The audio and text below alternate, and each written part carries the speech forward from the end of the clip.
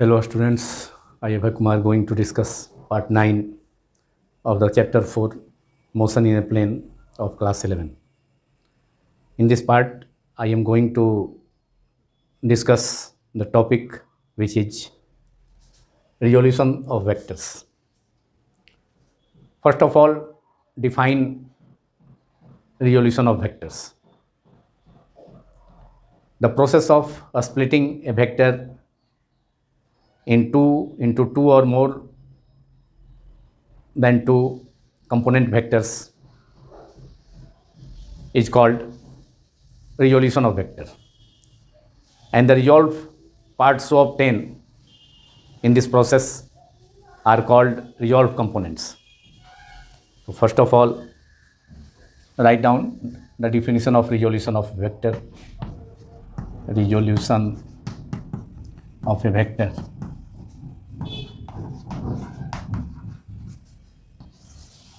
Write down the process of splitting. Split का मतलब break करना, तोड़ना. Splitting, the process of splitting a vector into two or more component vectors.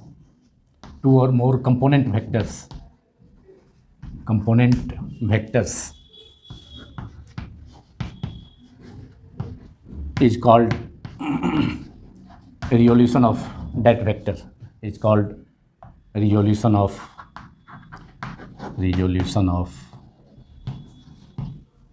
that vector. And the resolved parts so obtained by the resolution of vector are called resolved component. And the resolve part जो vector का resolve part होगा दो या दो से अधिक direction में, तो उसको हम क्या कहेंगे? रिजॉल्व कंपोनेंट कहेंगे. And the resolve parts so obtain in this process, that is the process of resolution of A vector. So resolve part so obtained in this process,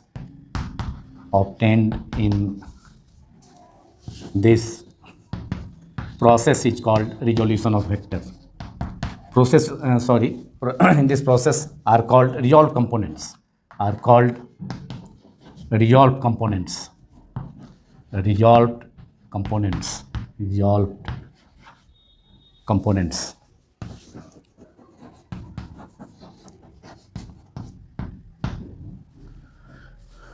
तो रिजोल्यूशन ऑफ वेक्टर को हमने define किया. The process of splitting a vector into two or more component vectors is called resolution of that vector, and the resolved parts so obtained in this process, that is the process of resolution of vector, are called resolved components. उसको resolved components कहा जाएगा. हिंदी में resolution of vector को सदिश का वियोजन कहा जाता है. सदिश का वियोजन, और इसको हिंदी में डिफाइन कर सकते हैं. किसी सदिश को दो या दो से अधिक सदिश घटकों के रूप में वियोजित करने का या विघटित करने का या उसको तोड़ने की प्रक्रिया को हम उस सदिश का वियोजन कहते हैं. तो किसी सदिश को दो या दो से अधिक सदिश घटकों के रूप में तोड़ने या विघटित करने की प्रक्रिया को उस सदिश का वियोजन कहा जाता है. और जो घटक सदिश प्राप्त होंगे दो या दो से अधिक दिशाओं में, डायरेक्शंस में, तो उन्हें विघटित अवयव कहा जाता है, रिजॉल्व कंपोनेंट कहा जाता है. तो ये हिंदी में डिफिनेशन हो गया रिजोल्यूशन ऑफ वेक्टर का, और इंग्लिश में पहले ही बतला चुका हूँ. अब हमें किसी वेक्टर ए को रिजॉल्व करना है दो वेक्टर्स के टर्म में. दो vectors A vector and B vector के टर्म में. क्योंकि रिजोल्यूशन ऑफ वेक्टर क्या है? ये प्रोसेस है किसी वेक्टर को दो या दो से अधिक वेक्टर कंपोनेंट्स के रूप में ऑब्टेन करने का. तो सपोज करते हैं कि कोई वेक्टर है, सपोज ए वेक्टर कोई वेक्टर है, और इस वेक्टर ए वेक्टर को हम रिजॉल्व करना चाहते हैं दो डायरेक्शंस में, दो वेक्टर के लॉन्ग. एक वेक्टर है मान लिया कि स्मॉल ए वेक्टर, और दूसरा वेक्टर है बी वेक्टर. तो इन दोनों वेक्टर्स के ए वेक्टर और B vector, capital A vector को जो इस डायरेक्शन में है अपवार्ड डायरेक्शन में, तो ए वेक्टर को हम दो अदर वेक्टर्स ए वेक्टर और बी वेक्टर के कंपोनेंट्स के टर्म में, A vector plus B vector के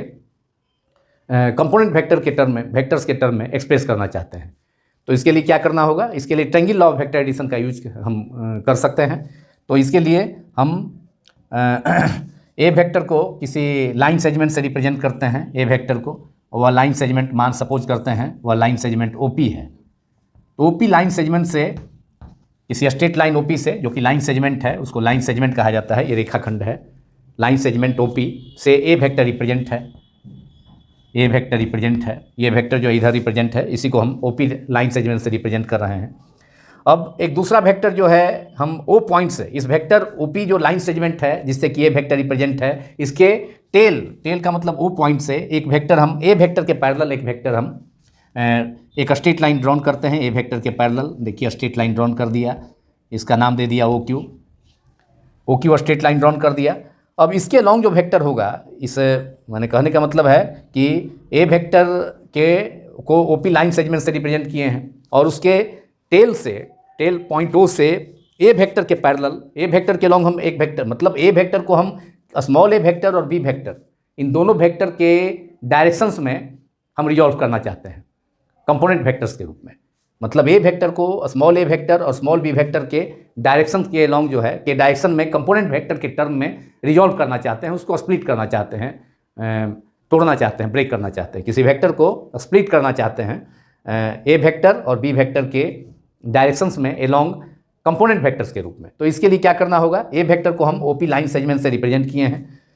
ए वेक्टर को जो वेक्टर यहाँ हमने रिप्रेजेंट किया है। अब एक इसके टेल से, इस लाइन सेगमेंट ए वेक्टर को जिस लाइन सेगमेंट ओपी से जिस स्ट्रेट लाइन से रिप्रेजेंट किया गया है, उस वेक्टर के टेल से, उस लाइन के टेल से, ये वेक्टर का टेल कहलाएगा। ओपी लाइन सेगमेंट से ओपी स्ट्रेट लाइन से ए वेक्टर रिप्रेजेंट है, तो ये टेल है वो पॉइंट। तो इस टेल से एक ए वेक्टर के पैरेलल, ए वेक्टर के long,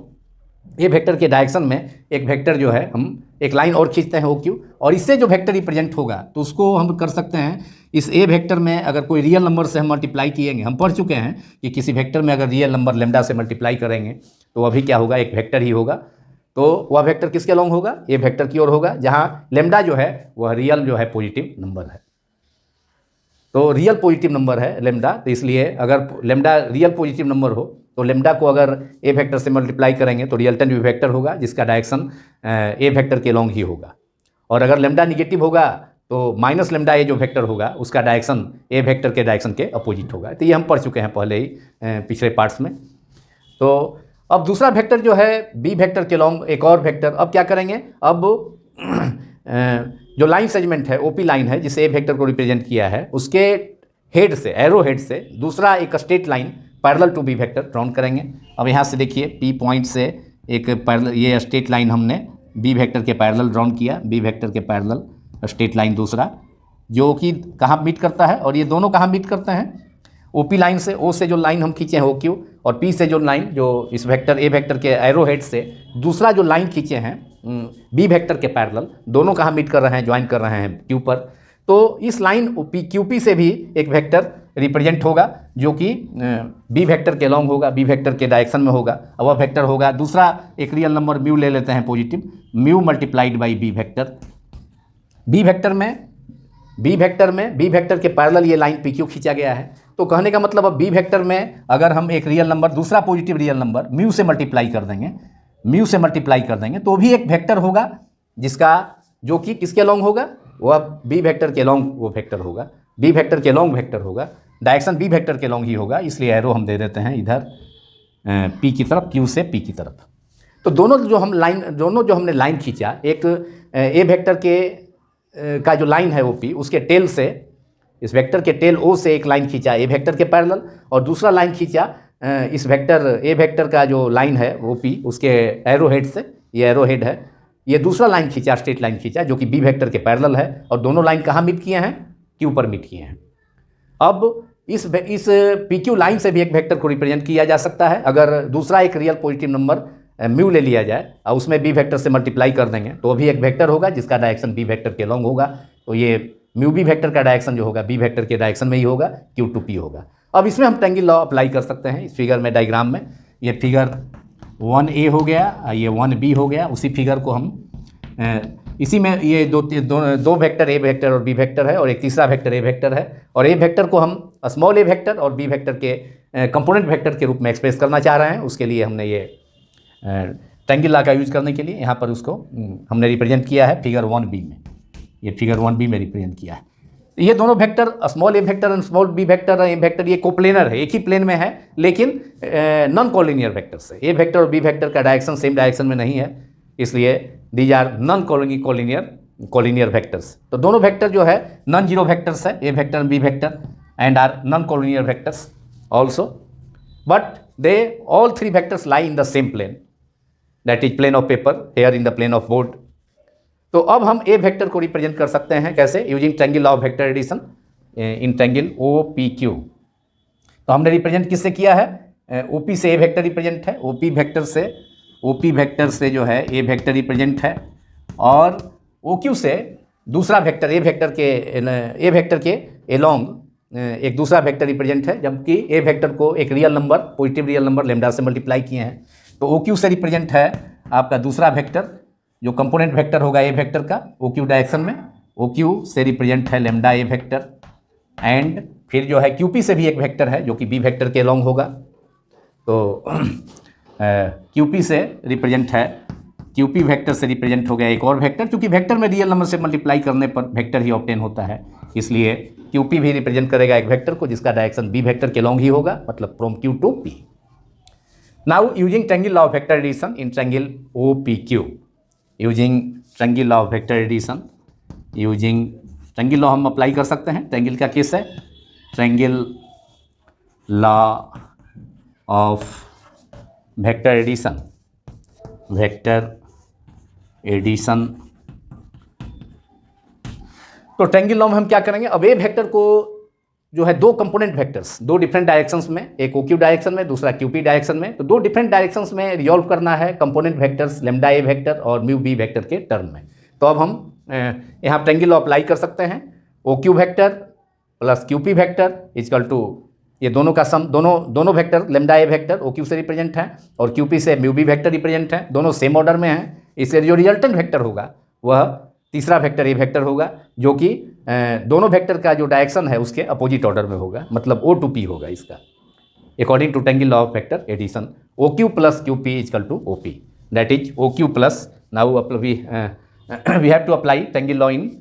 टेंगिल O P Q, that is O Q vector equals to, we can write O Q vector plus Q P vector equals to O P vector opposite order में, reverse order में resultant vector होगा O P vector से A vector को represent किया है, और हमको ए vector को रिजॉल्व करना था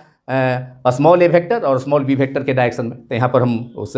वो जो हमारा पर्पस था वो फुलफिल हो रहा है टेंगिल लॉ अप्लाई करने से। तो ओ पी वेक्टर क्या हो गया, ए वेक्टर, और ओ क्यू वेक्टर को हम कैसे रिप्रेजेंट किए हैं, ए वेक्टर में लेमडा से मल्टीप्लाई करके, तो उसका डायरेक्शन ए वेक्टर के अलोंग होगा, और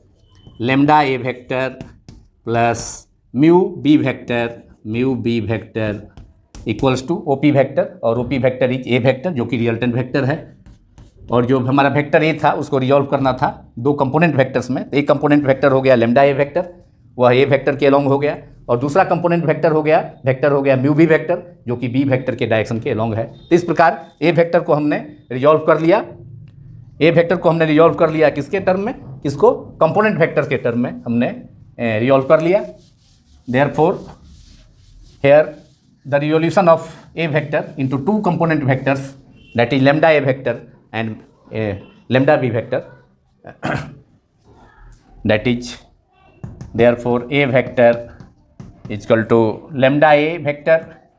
plus lambda mu b vector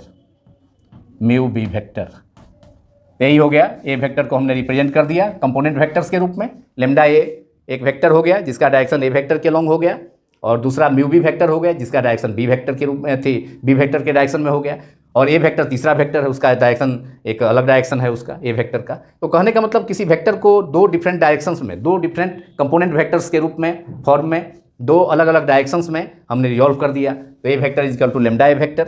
that is along the direction of a vector plus mu v vector along the direction of b vector. So this process is called resolution of vectors. A vector into two component vectors, one component is lambda a vector plus another component is mu b vector. And these component vectors lambda a plus lambda b are called resolved components. इसको हम resolved component कहेंगे, जो कि a vector का resolution में, किसी vector के resolution में जो different directions में जो कंपोनेंट्स वेक्टर ऑब्टेन होता है उसको हम क्या कहते हैं, रिजॉल्व कंपोनेंट्स। तो lambda A and mu B are the resolve component of A vector that is this is the process of resolution of vector. तो ये प्रोसेस हो गया रिजोल्यूशन ऑफ वेक्टर का। अब हम देखेंगे रिजोल्यूशन ऑफ किसी वेक्टर का एक ही प्लेन में, सेम प्लेन में, लेकिन रेक्टेंगुलर कंपोनेंट्स के रूप में। टू रेक्टेंगुलर कंपोनेंट्स का मतलब एक्स वाई प्लेन में हम देखेंगे, माने किसी वेक्टर का एक्स वाई प्लेन में रिजोल्यूशन, और फिर किसी वेक्टर का थ्री रेक्टेंगुलर कंपोनेंट्स के रूप में, मतलब एक्स वाई जेड प्लेन में रिजोल्यूशन।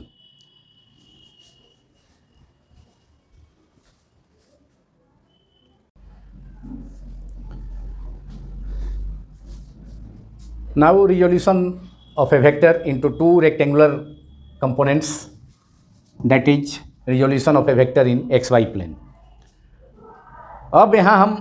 किसी सदिश ए वेक्टर को, किसी वेक्टर ए वेक्टर को, जिसको ओपी लाइन सेगमेंट से रिप्रेजेंट किए हैं, ओपी स्ट्रेट लाइन से, डायरेक्शन ओ से पी की तरफ है, और एक्स वाई प्लेन में ये सिचुएटेड है, एक्स वाई प्लेन में, और एक्स एक्सिस के डायरेक्शन से कितना, एक्स एक्सिस से कितना एंगल फॉर्म करता है, थीटा। तो इस वेक्टर ओपी को अब दो कंपोनेंट वेक्टर्स, मतलब एक्स एक्सिस के लॉन्ग दो परपेंडिकुलर कंपोनेंट वेक्टर्स, एक एक्स एक्सिस के लॉन्ग एक्स वेक्टर और दूसरा वाई एक्सिस के लॉन्ग ए वाई वेक्टर के सम के टर्म में हमको एक्सप्रेस करना है, और जिसको फिर हम ट्रायंगल लॉ से ऑब्टेन कर सकते हैं यहाँ पर। और उसके लिए एम पी जो है, एम पी ये लाइन पी एम, पी से पी पॉइंट से एक्स एक्सिस और वाई एक्सिस पर, कोऑर्डिनेट एक्सिस पर हम दो परपेंडिकुलर्स ड्रॉन किए हैं, पी एम और पी एन। तो अब चूंकि एक रेक्टेंगल फॉर्म हो गया, ये ओ एम पी एन एक रेक्टेंगल फॉर्म हो गया, और इसलिए रेक्टेंगल में जो ये जो साइड पे एम पी होगा इस रेक्टेंगल का, वह ओ एन जो कि ए वेक्टर का कंपोनेंट वेक्टर है वाई एक्सिस के लॉन्ग, उसके इक्वल हो जाएगा, क्योंकि रेक्टेंगल में जो सामने अपोजिट साइड होता है, अपोजिट साइड वह सेम होता है, इक्वल लेंथ का होता है। तो ये साइड ओ एन जो है ए वाई है, जो कि ए वेक्टर का कंपोनेंट वेक्टर है वाई एक्सिस के लॉन्ग, और ए वेक्टर का कंपोनेंट वेक्टर एक्स एक्सिस के लॉन्ग क्या है, एक्स वेक्टर है। अब यहाँ पर हम ट्रायंगल लॉ यूज कर सकते हैं। ट्रायंगल लॉ में O M vector plus M P vector is equal to O P vector, जैसा कि अभी प्रीवियस केस में हमने किया। ए वेक्टर को स्मॉल ए वेक्टर और बी वेक्टर के लॉन्ग, दो कंपोनेंट वेक्टर्स के लॉन्ग हमने रिजॉल्व किया था ए वेक्टर को, और ऑब्टेन किया था A vector is equal to mu A vector plus lambda B vector. इस प्रकार रिजोल्यूशन ऑफ वेक्टर हम देखे थे। एक वेक्टर को दो डिफरेंट डायरेक्शंस में दो कंपोनेंट वेक्टर्स के रूप में रिप्रेजेंट किए थे, और यहाँ अब एक वेक्टर को दो परपेंडिकुलर कंपोनेंट वेक्टर्स के फॉर्म में, यहाँ एक्स एक्सिस और वाई एक्सिस एक दूसरे के म्यूचुअली परपेंडिकुलर है, तो यहाँ पर ए वेक्टर को दो म्यूचुअली परपेंडिकुलर एक्सिस, मतलब एक्स कोऑर्डिनेट और वाई एक्सिस के लॉन्ग, मतलब एक्स वाई प्लेन में रिजॉल्व करना है। तो इसके लिए हमने डायग्राम यहाँ ये प्लॉट किया है। अब यहाँ पर ओ वेक्टर जो है ओपी से रिप्रेजेंट है, ओपी लाइन से रिप्रेजेंट है, जो कि एक्स एक्सिस से कितना एंगल फॉर्म करता है, थीटा, और पी से पी एम जो है परपेंडिकुलर ड्रॉन किए हैं, और फिर पी से पी एन, तो ये जो है ओ एन चूँकि ए वाई है, ए वेक्टर का कंपोनेंट हो गया ए वाई वेक्टर, मतलब ए वेक्टर को हमने कंपोनेंट वेक्टर्स एक्स और ए वाई के फॉर्म में एक्सप्रेस कर दिया। और यहाँ ट्रायंगल लॉ भी यूज कर सकते हैं, O M vector plus M P vector is equal to O P vector. तो let O P A vector represent lies in, A vector lies in the plane of two mutually perpendicular axes, xy plane represented by the line segment OP। A vector को OP line से represent किया गया है, OP straight line से। OP lies in XY represented in XY plane, represented by OP line segment, OP vector and makes angle theta to the direction of x axis, making angle theta angle theta two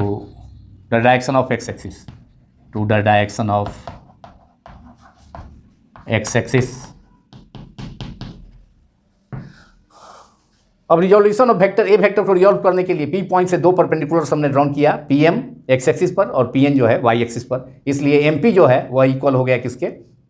O M को हम कहेंगे, O M जो है represent करेगा अब A vector का x direction के long component ए one vector जो कि एस वेक्टर है, और वाई के लॉन्ग जो कंपोनेंट हो जाएगा ओ एम रिप्रेजेंट करेगा एक्स के लॉन्ग कंपोनेंट और ओ एन रिप्रेजेंट करेगा वाई के लॉन्ग कंपोनेंट हो जाएगा। देयरफॉर ओ एम जो है कंपोनेंट वेक्टर हो गया ए वेक्टर का एलॉन्ग एक्स एक्सिस, ये component vector of A vector, X vector is the component vector of A vector along X axis and O N represents the component vector of A vector. अब A vector को दो different directions में, माने component vectors X axis के long component vector O M से represent है जो कि एक्स वेक्टर है, और ओ एन के द्वारा दूसरा component vector A Y vector represent है। तो O N equal to component vectors A Y vector along the direction of Y axis. तो नाउ अब ए को एक्सप्रेस कर सकते हैं, ट्रायंगल लॉ यूज कर सकते हैं, O M vector plus M P vector is equal to O P vector, मतलब ए वेक्टर जो होगा दोनों कंपोनेंट के सम के रूप में एक्सप्रेस हो जाएगा, दोनों वेक्टर के सम के फॉर्म में, मतलब A vector is equal to X vector plus A Y vector. तो इस प्रकार ए वेक्टर का दो एक्स वाई प्लेन में दो रेक्टेंगुलर कंपोनेंट्स के टर्म में कंपोनेंट वेक्टर्स के टर्म में रिजोल्यूशन हो गया। तो therefore we can write O M vector plus M P vector is equal to O P vector, that is A vector is equal to X vector plus A Y vector. This is equation 1 in this case. So here resolution of vector A vector is performed along in two component vectors x vector and ay vector, that is two rectangular component vectors are obtained by resolution of A vector in xy plane. Now x vector को आप represent कर सकते हैं, A vector को represent कर सकते हैं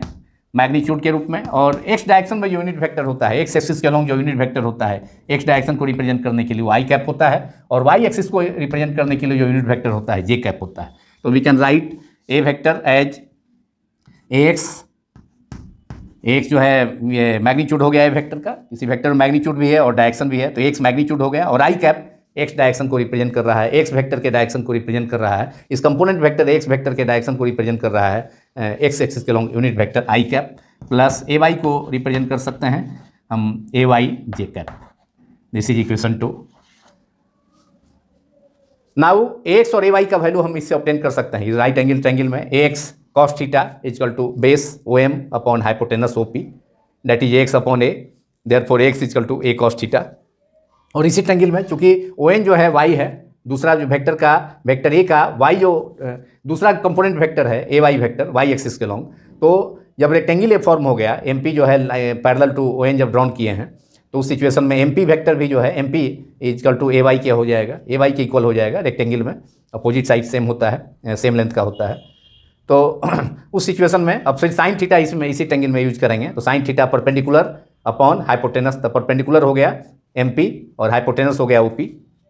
तो ए वाई इजकल टू क्या हो जाएगा ए साइन थीटा, और X equal to A cos theta from the geometry of the figure. तो साइन थीटा और in triangle O M P we have in triangle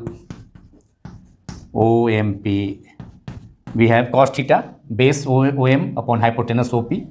तो A that is X upon A, that is X equal to जो component vector है इसको resolve component कहेंगे, X and A Y are called resolve component of A vector along X axis and Y axis respectively. X और A Y को हम A vector का resolve component घटक या विघटित अवयव कहेंगे हिंदी में, एक्स तथा वाई दिशाओं में ए वेक्टर का एक्स तथा ए वाई घटक या विघटित अवयव है। X and A Y are the resolve component of A vector along X and Y axis respectively, which are two perpendicular rectangular components or two perpendicular component vectors x and ay, because the resolution of a vector takes place in xy plane and x and y axis are perpendicular to each other, एक दूसरे के perpendicular है x और y axis, इसलिए a vector का यहाँ दो परस्पर लंबवत दिशाओं में रिजोल्यूशन हुआ है, वियोजन हुआ है। x equal to a cos theta, a mod a cos theta, यहाँ डायरेक्शन नहीं लेना है साइड का, मैग्नीट्यूड के टर्म में एक्सप्रेस किया जा रहा है, एंड ए वाई हो जाएगा A Y A Y equal to A X cos theta, इसको इक्वेशन 3 मान लें। और इसको फिर उसी ट्रायंगल में A Y equal to A sine theta, A Y sine theta equal to perpendicular M P upon hypotenuse O P, that is A Y upon A, that is A Y equal to A sine theta, A sine theta. This is equation number 4। अब ए का magnitude आ जाएगा, यहाँ से भी ए का magnitude हम लिख सकते हैं इक्वेशन 2 से, mod A vector is equal to root under A X square plus A Y square. और यहाँ से भी इसको भी स्क्वायर एडिंग कर देते हैं, equation adding squaring and adding equation 3 and 4 we can get the magnitude of A vector and the direction of a vector also we can obtain in this formula, in the resolution of a vector in xy plane.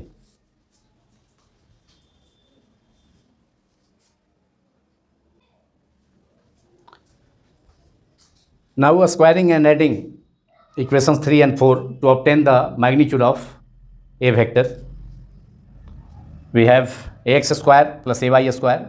Left hand side को square करके left hand side में ही add करेंगे और R H S को का square करके are H S में add करेंगे। तो एक्स स्क्वायर इक्वेशन 3 को स्क्वायर करने पर एल एच एस प्लस ए Y square, L H S वाला जो टर्म है उसको स्क्वायर करके एल एच एस में ही ऐड कर दिया गया और आर एच एस वाले टर्म का स्क्वायर करके is equal to A square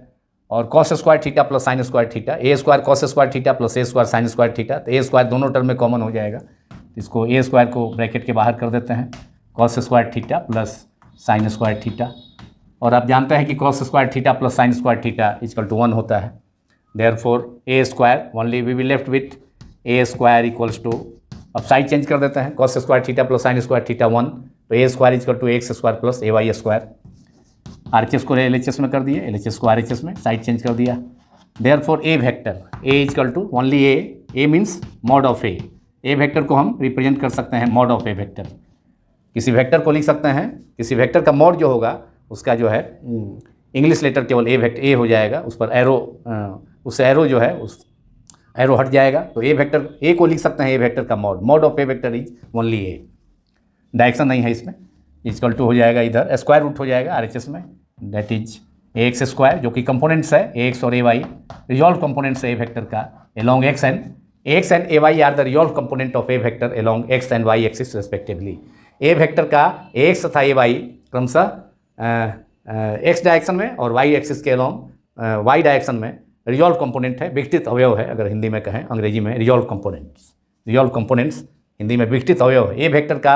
x जो है विघटित अवयव है, रिजॉल्व कंपोनेंट है एक्स डायरेक्शन में, और ए वेक्टर का रिजॉल्व कंपोनेंट या घटक या विघटित अवयव वाई डायरेक्शन के लॉन्ग ए वाई हो गया।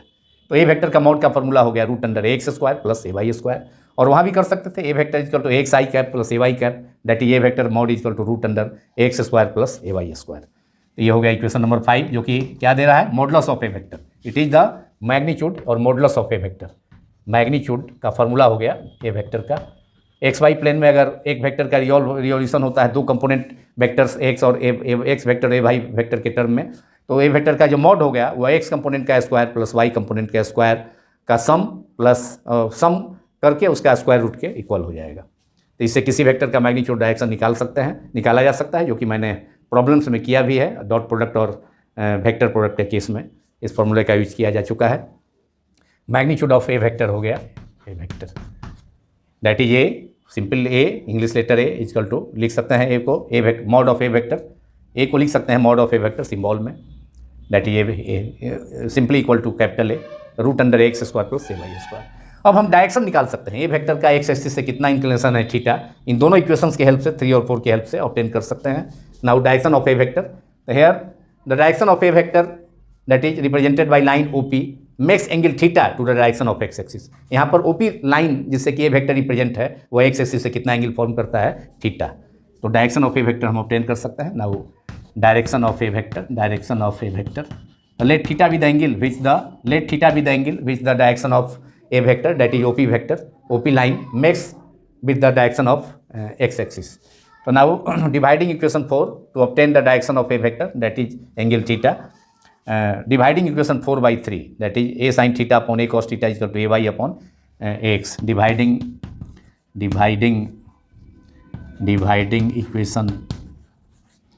Dividing equation 4 by equation 3 we gate,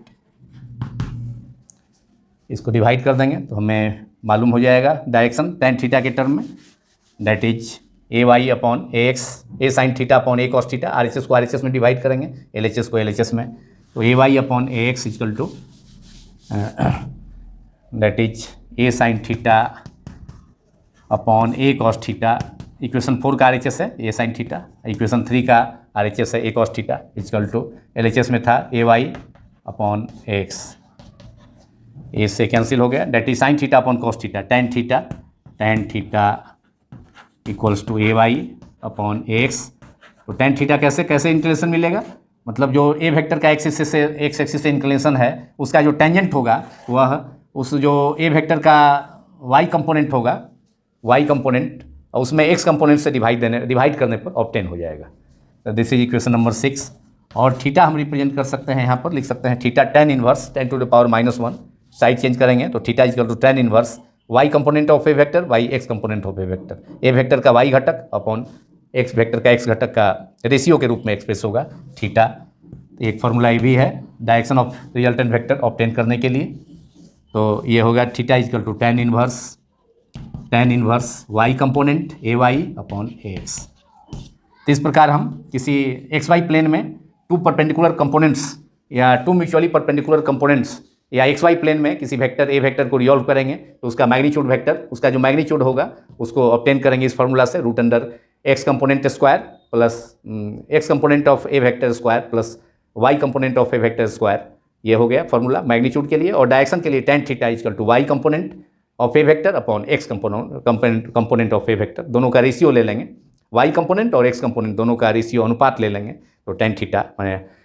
theta माने जो ए वेक्टर का इंक्लिनेशन है एक्स एक्सिस से थीटा, उसका टेंजेंट मिल जाएगा और therefore theta equal to tan inverse A Y upon A X. तो इस प्रकार किसी एक वेक्टर को दो परपेंडिकुलर म्यूचुअली कंपोनेंट वेक्टर के रूप में एक्सप्रेस करेंगे तो उसका मैग्नीट्यूड के लिए फार्मूला इक्वेशन 5 और डायरेक्शन के लिए फार्मूला इक्वेशन 6 है। अब in last we have to discuss the resolution of A vector, suppose A vector into 3 orthogonal or 3 rectangular components, that is resolution of a vector in xyz plane.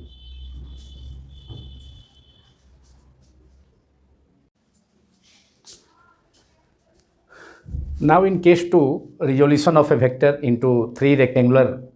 components or 3 perpendicular components, that is resolution of a vector in xyz plane. किसी vector का 3 परस्पर लंबवत घटकों में वियोजन, x Y Z plane में एक vector suppose किया है हमने ओपी लाइन सेगमेंट से, ओपी लाइन से स्ट्रेट लाइन से ये वेक्टर रिप्रेजेंट है जो कि एक्स वाई जेड प्लेन में है। देखिए यहाँ 3 OX, OY and OZ are 3 coordinate, OX, OY and OZ are 3 perpendicular coordinate axis, that is it is called X Y Z plane in which A vector lies and it is represented by OP line segment. A vector को सदिश A vector को OP line से represent किया गया है जो कि x Y Z 3 परस्पर लंबवत नियामक अक्षों के तल में स्थित है। Let A vector makes angle alpha to the direction of X axis, angle beta to the direction of Y axis and angle gamma to the direction of Z axis. Alpha, beta and gamma two perpendicular components में resolution किए थे vector का, A vector का first case में, तो उसमें एक ही एंगल था, थीटा था। ए वेक्टर का एक्स डायरेक्शन से जो एंगल था वो थीटा था। तो वहाँ पर एक्स जो कंपोनेंट था हमको एक्स डायरेक्शन के अलॉन्ग जिस वेक्टर का ए वेक्टर का जिस एक्सिस एक्स एक्सिस से इंक्लिनेशन था, एक्स एक्सिस से झुकाव था, तो उस डायरेक्शन में कंपोनेंट था x equal to vector component था x equal to A cos theta. और दूसरा परपेंडिकुलर डायरेक्शन जिससे इंक्लिनेशन नहीं था, वाई एक्सिस से ए वेक्टर का कोई झुकाव इंक्लिनेशन नहीं था, कोई एंगल फॉर्म नहीं हो रहा था वाई एक्सिस से, तो उधर कंपोनेंट था ए वेक्टर का ए वाई, जो वाई कंपोनेंट ए वेक्टर का था, कंपोनेंट वेक्टर ए वेक्टर का था ए वाई वेक्टर, वह था ए कॉस ए साइन थीटा। तो उसी ढंग से ए वेक्टर का भी एक्स एक्सिस के इंक्लिनेशन केवल अल्फा है, वाई से बीटा है, जेड से गामा है। तो इसमें ए वेक्टर का तीनों एक्सिस से डायरेक्शन, तीनों एक्सिस से परपेंडिकुलर रेक्टेंगुलर परपेंडिकुलर एक्सिस से, या रेक्टेंगुलर और परपेंडिकुलर एक ही चीज़ हुआ, तो तीनों परपेंडिकुलर और रेक्टेंगुलर एक्सिस से ए वेक्टर का इंक्लिनेशन क्रमशः अल्फा है, वाई एक्स एक्सिस से अल्फा है, वाई से बीटा है और जेड एक्सिस से गामा है। तो यहाँ पर ए वेक्टर का कंपोनेंट जो होगा वह सभी कोसाइन के फॉर्म में होगा, मतलब X equal to A cos alpha, A Y जो वाई कंपोनेंट वेक्टर है, ए वेक्टर को हमने 3 कंपोनेंट वेक्टर के फॉर्म में एक्सप्रेस इसको रिजॉल्व कर सकते हैं। एक ओ बी हो गया जो कि एक्स एक्सिस के लॉन्ग कंपोनेंट वेक्टर हो गया, ए वेक्टर का एक्स वेक्टर। उसी ढंग से पी पॉइंट से परपेंडिकुलर ड्रॉन करेंगे सी पर वाई पर, तो ओ सी रिप्रेजेंट करेगा ए वेक्टर का कंपोनेंट वेक्टर वाई एक्सिस के लॉन्ग ए वाई वेक्टर। और उसी ढंग से अब पी पॉइंट से जब परपेंडिकुलर ड्रॉन करेंगे, डायरेक्ट परपेंडिकुलर तो ड्रॉन नहीं कर सकते हैं, इसलिए पी वेक्टर से पी पॉइंट से पी एम जो है एक लाइन खींचा नॉर्मल, और फिर जो है फिर यहाँ से एम से, अब इस पॉइंट एम से जो है जो पी का प्रोजेक्शन हो गया, एम पॉइंट जो होगा पी का प्रोजेक्शन हो गया, प्रोजेक्शन, और यहाँ से अब जेड एक्सिस पर नॉर्मल ड्रॉन किया जा सकता है। तो ये हो गया ओ जेड हो गया, ओ डी रिप्रेजेंट करेगा ए वेक्टर का कंपोनेंट वेक्टर जेड एक्सिस के long, O D equal to A Z vector. तो इस ढंग से ए वेक्टर को हम एक्सप्रेस कर सकते हैं, एक्सप्रेस कर यहाँ पर किया गया ओ बी द्वारा। ओ बी जो है रिप्रेजेंट कर रहा है ए वेक्टर का एक्स कंपोनेंट, ओ वाई थी ओ सी रिप्रेजेंट कर रहा है ए वेक्टर का वाई कंपोनेंट, और ओ डी रिप्रेजेंट कर रहा है ए वेक्टर का जेड कंपोनेंट, जिसको ए जेड वेक्टर से रिप्रेजेंट किया गया है। तो इस ढंग से ए वेक्टर को हम रिप्रेजेंट कर सकते हैं sum of 3 rectangular component vectors, X vectors, A Y vector and A Z vectors. Here A X, A Y and A Z तीनों एक दूसरे के तीनों रेक्टेंगुलर कंपोनेंट वेक्टर्स हैं, म्यूचुअली परपेंडिकुलर कंपोनेंट वेक्टर्स हैं, क्योंकि तीनों एक्सिस एक दूसरे के, तीनों एक्सिस जो है एक्स वाई जेड एक्सिस एक दूसरे के क्या है, म्यूचुअली परपेंडिकुलर है। Therefore components X, A Y and A Z are also rectangular components और म्यूचुअली परपेंडिकुलर कंपोनेंट्स। तो suppose A vector lies in xy z plane which makes angle alpha to the direction of x axis, beta to the direction of y axis and gamma to the direction of z axis. Let a vector represented by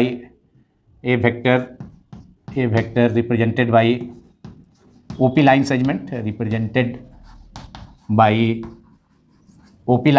OP straight line से represent किया है, represented by OP line segment, that is OP vector, क्योंकि direction है उस AP की तरफ, therefore it is also OP line segment can be represented as a vector, OP vector to represent a vector lies in XY Z plane, that is 3 orthogonal और mutually perpendicular coordinate axis, the plane of 3 mutually perpendicular coordinate axis, XYZ plane is the lies in A vector यहाँ XYZ plane में, जो कि तीनों एक दूसरे के perpendicular हैं, x axis, y axis and z axis are mutually perpendicular to each other, और उस प्लेन में ए वेक्टर है जिसका x एक्सिस से इंक्लिनेशन अल्फा है, y से बीटा है, और z एक्सिस से जो एंगल है, झुकाव है, वह गामा है। Lies in XYZ plane making angle alpha beta and gamma, making angles alpha, beta and gamma to the direction of x, y and z axis respectively, to the directions of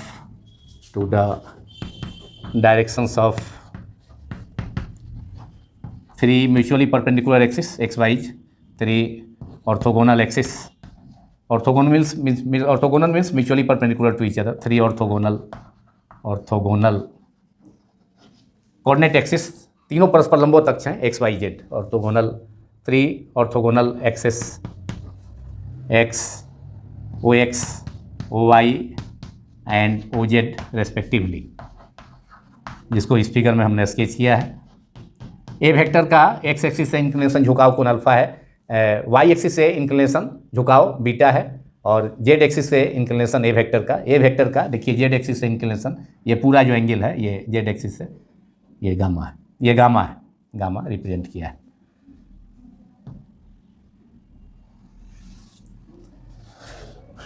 Therefore now after drawing perpendiculars on x, y and z axis respectively, we get resolved component of a vector, that is component vectors of a vector along 3 coordinate axes x, y and z respectively. So ax vector is the OB represents the coordinate resolved component of a vector, या component of a vector of a vector along x axis. OB represent x vector is the component vector of a vector along x component, ये हो गया x component of a vector, x component of a vector हो गया, या component of a vector, x component of a vector या component vector along x axis, x component of a vector और component vector of a vector along x axis, O by OC। अब देखिए P से यहाँ perpendicular drawn किए हैं, तो OC perpendicular P है, इसका प्रोजेक्शन C पॉइंट पर है, तो OC represents the a y vector, that is y component of a vector, y component, that is component vector of a vector along y axis, a y vector is y component of a vector, and finally OD vector. अब P point से direct perpendicular हम draw नहीं कर सकते हैं, तो P से P का प्रोजेक्शन, P से जो है PM प्रोजेक्शन हो गया, M पॉइंट प्रोजेक्शन है P का, अब यहाँ से परपेंडिकुलर ड्रॉ कर रहे हैं Z एक्सिस पर, तो ये हो गया OD represents the component vector of A vector along Z axis, that is represented by OD, that is Z component of a vector, and OD represents Z component AZ. OD is represented by AZ vector. OD is represented by AZ vector, that is Z component of a vector. Z component, or it can be said that AZ is the Z component of a vector, or your component of a vector along Z axis. Z component of a vector, or your component of a vector along Z axis, that is AZ vector. Therefore we can represent a vector as the sum of three components, ax vector plus ay vector plus az vector. This is the resolution of a vector in xyz plane.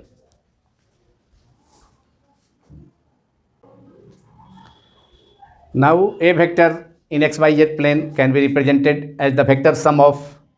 three vector components, ax vector plus ay vector plus az vector, that is a vector को xyz plane में तीनों सदिश घटकों x vector x axis की दिशा में, ay vector उसी द्वारा represent है y एक्सिस के लॉन्ग कंपोनेंट वेक्टर हो गया, एंड a वेक्टर का z एक्सिस के लॉन्ग az वेक्टर, ये a वेक्टर का सदिश घटक हो गया z एक्सिस की दिशा में, तो तीनों वेक्टर के सम के रूप में एक्सप्रेस कर सकते हैं, जैसा कि हमने इनिशियली शुरू में ही देखा।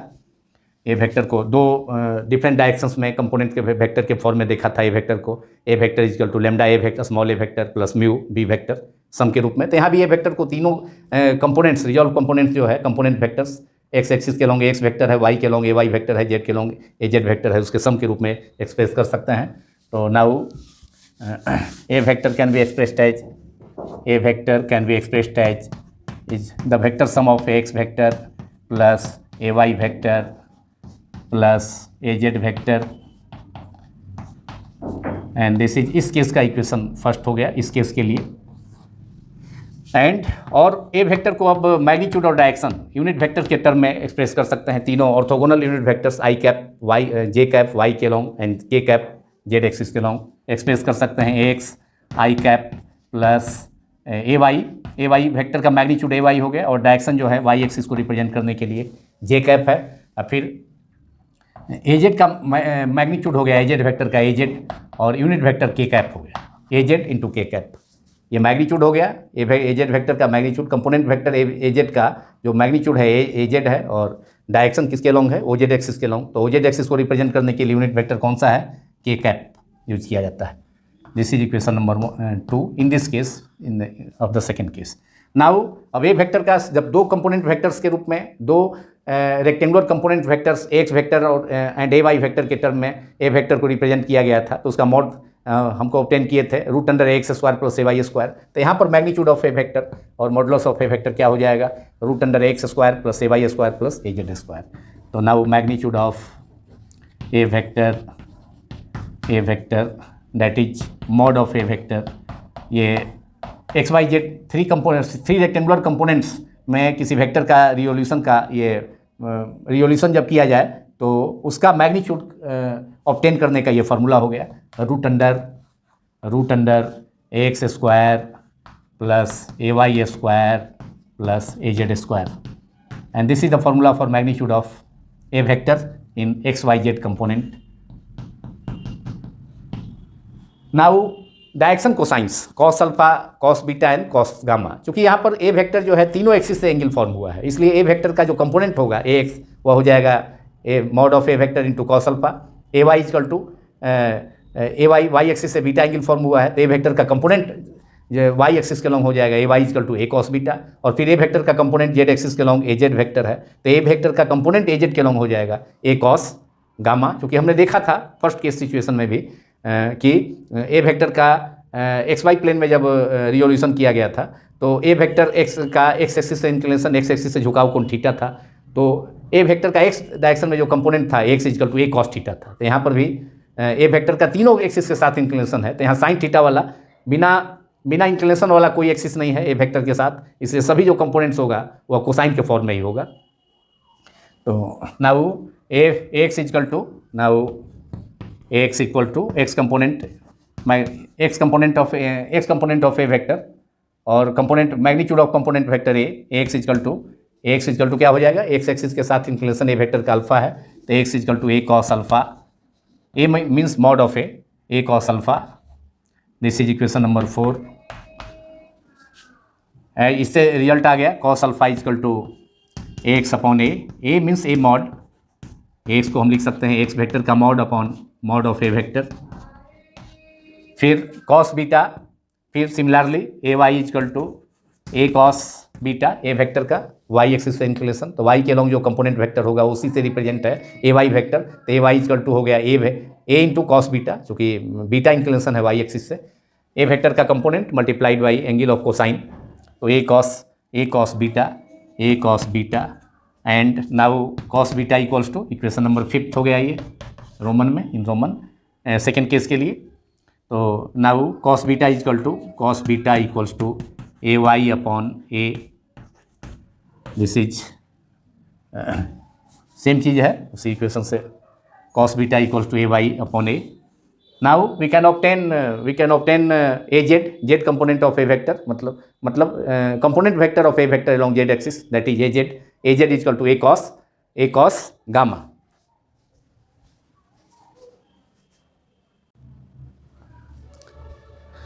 And finally, AZ component vector of a vector along z axis, AZ, the mod of AZ is AZ, और z एक्सिस का इंक्लिनेशन है ए वेक्टर के साथ गामा, तो ए वेक्टर का z डायरेक्शन के लॉन्ग जो कंपोनेंट होगा रिजॉल्व कंपोनेंट वह हो जाएगा A vector mod of A vector into cos gamma. तो A Z equal to mod of A vector that is A cos gamma, और इससे हम ऑब्टेन कर लेंगे cos gamma equals to A Z upon A means mod of A Z means mod of A Z vector, A Z upon mod of A vector, A Z vector भी ऊपर में लिख सकते हैं, mod of A Z vector भी लिखा जा सकता है। ये हो गया equation number 6। Cos alpha, cos beta and cos gamma are called direction cosines. Cos alpha, cos beta and cos gamma को हम कहते हैं डायरेक्शन कोसाइंस कहा जाता है, आर डायरेक्शन कोसाइन, और तीनों के स्क्वायर का cos square alpha plus cos square beta plus cos square gamma, तीनों का सम 1 के इक्वल होता है। तो cos alpha, cos beta and cos gamma are called direction cosines,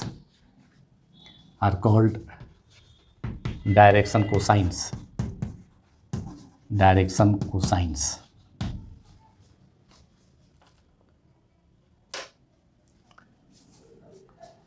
Now we can obtain the formula cos square alpha plus cos square beta plus cos square gamma is equal to 1. Cos square gamma, cos square alpha, cos square beta is equal to 1, और cos alpha, cos beta, cos gamma का value हम obtain कर चुके हैं। तो direction cosines cos alpha, cos beta, cos gamma तीनों को direction cosines कहा जाता है, और इनके स्क्वायर का जो सम होता है 1 होता है। तो हम लोग ऑब्टेन कर सकते, we can obtain it. Now cos square alpha, now cos square alpha plus cos square beta plus cos square gamma equals to cos alpha is equal to x upon a, यहाँ cos beta है, इसके पहले था equation में cos alpha, cos square alpha x upon a मैंने means mod a, x upon mod a, x को भी लिख सकते हैं मॉड ऑफ x वेक्टर, तो x अपॉन मॉड a इसका होल स्क्वायर है that is square x square upon mod A square plus cos square beta हो गया, कॉस बीटा अभी भी है बोर्ड पर, ए Y upon A that is cos square beta, तो ए वाई स्क्वायर है तो स्क्वायर लगा देंगे upon mod of A square, A केवल ए स्क्वायर को हम मॉड ऑफ ए स्क्वायर लिख सकते हैं, mod of A vector square, and cos gamma अभी we get cos gamma in 6 A Z upon mod of A vector, A Z is also can be written as mod of A Z vector, AZ is the Z component of a vector along Z axis, AZ. जिसको represent किया गया है OD से diagram में। तो cos gamma square, तो cos gamma AZ upon A mod, तो AZ upon AZ square upon mod A square, mod A square. Cos alpha cos beta cos gamma का वैल्यू हम ऑब्टेन कर चुके थे, तो उसके वैल्यू से उस वैल्यू को यहाँ पुट कर दिए। कॉस अल्फा की जगह X upon A mod A square था, स्क्वायर कर दिया। कॉस बीटा की जगह A Y upon A square था, स्क्वायर कर दिया। Cos gamma is to AZ upon A अभी भी है वहाँ बोर्ड पर ऊपर में, उसका स्क्वायर कर दिए। अब ए स्क्वायर एलसीएम हो जाएगा नीचे, ए स्क्वायर एलसीएम हो जाएगा ए मॉड स्क्वायर या कॉमन हो जाएगा डिनोमिनेटर में, तो एजेड अब ये हो गया ए एक्स स्क्वायर प्लस ए वाई स्क्वायर प्लस ए जेड स्क्वायर, ऊपर में ए एक्स स्क्वायर प्लस ए वाई स्क्वायर प्लस ए जेड स्क्वायर, चूँकि नीचे डिनोमिनेटर में मॉड ए स्क्वायर तीनों टर्म में है। अब एक्स स्क्वायर प्लस ए हम इक्वेशन 1 में ऑब्टेन किए थे, एक्स ए वेक्टर का mod equal to root under x square plus A Y square plus A Z square, तो यहाँ हम लिख सकते हैं एक्स स्क्वायर प्लस ए वाई स्क्वायर प्लस ए जेड स्क्वायर के बदले में जगह पर ए मॉड का स्क्वायर, मॉड ए था root under x square plus A Y square plus A Z square root under, therefore mod A square equal to mod A vector square equal to X square plus A Y square plus A Z square. ये equation 1 से हो गया। A vector का mod का formula X square root under x square plus ए Y square plus ए Z square, और यहाँ square root नहीं है तो होल स्क्वायर कर देंगे, मॉड स्क्वायर करते इतना ऑब्टेन हो जाएगा। इक्वेशन 1 का स्क्वायर कर देने पर हमें इतना टर्म मिल जाएगा, तो इसको हम ए मॉड स्क्वायर, और नीचे में भी mod of A vector square, ये हो गया किसका सम हो गया, cos square alpha plus cos square beta plus cos square gamma का, ये तीनों का सम हो गया। एलएचएस में वही था cos square alpha plus cos square beta plus cos square gamma, जिन्हें cos alpha cos beta and cos gamma are called direction cosines. Therefore, we obtain the formula cos square alpha plus cos square beta plus cos square gamma equals to, अब ऊपर वाला term हो गया mod of A vector square equation 1 से, equation 1 को square कर देंगे both side में, तो mod of A vector square upon mod of A vector square RHS में भी हो गया। अब ये कैंसिल हो गया, दोनों सेम टर्म है, कैंसिल होकर 1 आ गया, तो फार्मूला हम ऑब्टेन कर लिए, और cos square alpha plus cos square beta plus cos square gamma equal to 1। तो ये सॉलिड ज्योमेट्री में फार्मूला पढ़ना भी है 12th क्लास में मैथमेटिक्स में, और यहाँ भी ये ऑब्टेन हो गया cos square alpha plus cos square beta plus cos square gamma equal to cos square gamma equal to 1। ये रिजल्ट यहाँ ऑब्टेन हो गया। डायरेक्शन कोसाइन का इससे क्लियर है कि डायरेक्शन कोसाइंस के स्क्वायर का जो सम होता है वह इक्वेशन नंबर 7 जो फाइनल रिजल्ट है। तो direction cosines cos alpha cos beta and cos gamma are called direction cosines. Cos alpha cos beta cos gamma को निर्देश को जाएं, हिंदी में डायरेक्शन कोसाइंस को कहा जाता है निर्देश को जाएं। तो cos alpha cos beta cos gamma निर्देश को जाएं हैं, और इसका स्क्वायर का जो सम है वह 1 के इक्वल हो गया, जो कि प्रूव हो गया। और इसी के साथ ये पार्ट समाप्त हो गया, और वेक्टर जो चैप्टर है वो भी समाप्त हो गया इसके साथ। मोशन इन प्लेन में जो वेक्टर स्केलर्स एंड वेक्टर जो पार्ट था मोशन इन प्लेन का, जो फर्स्ट पार्ट था वो समाप्त हो गया। अब मोशन इन प्लेन का स्टडी करेंगे हम आगे। उसमें मोशन इन प्लेन में वेलोसिटी एक्सेलरेशन डिस्प्लेसमेंट, उसके अलावा प्रोजेक्टाइल मोशन और सर्कुलर मोशन और 2 डायमेंशन रिलेटिव वेलोसिटी। तो अभी और टर्म्स हैं, लेकिन चैप्टर समाप्त नहीं हुआ है, लेकिन जिसका मोशन इन प्लेन का जो स्केलर वेक्टर का जो पार्ट था वो समाप्त हो गया पार्ट 9 के साथ ही। Thank you very much.